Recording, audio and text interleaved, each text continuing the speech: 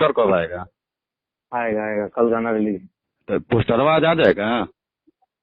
आएगा आएगा, कुछ अलग तरीके से हो रहा है भाई, कल पता चलेगा आपको। अच्छा, मतलब अनुमान कौन में का पोस्टर है, डायरेक्ट कल गाना आएगा?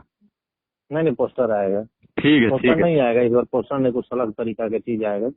अच्छा, मतलब पोस्टर नहीं का कुछ अलग तरीका का चीज आएगा। हाँ हाँ हाँ। ठीक है भैया, ठीक है ठीक है।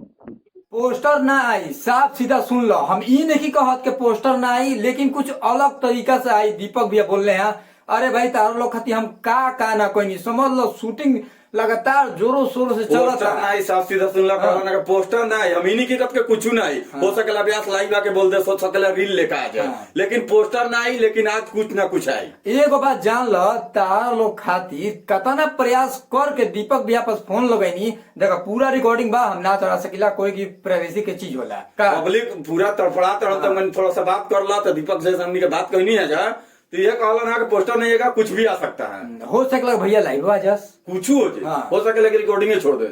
पवन सिंह का भाई बातें का भाव देखा भाई, उनका मूड के ऊपर बा, हो सकला लाइव आ जास, मतलब पोस्टर आई कुछ अलग तरीका से। 2-2.5 लाख के गाना नहीं खींचनू, हमें सब काम चल रहा। वो पूछले हैं कि 1 सेकंड के छुट्टी नहीं के भैया, सबके तरतड़ा तड़न, अब काम चल रहा है, महंगा गाना बा भाई।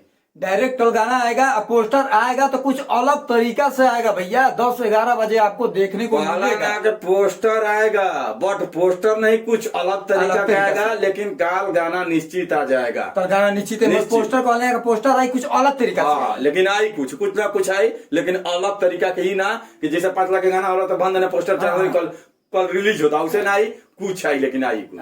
अपन कह रहे हैं, अपना कमेंट सेक्शन में बताइए लोग। मिलते हैं नेक्स्ट वीडियो में। ये सब तारे खाती हम करतनी भाई, फैंस खाती करतनी, फैंस मतलब कि पूरा व्याकुल बड़ा सन। बस बस बस, अरे भाई पवन सिंह के फैन बड़न सन, जन्मदिन बा तो व्याकुल तो हो कहीं के बा।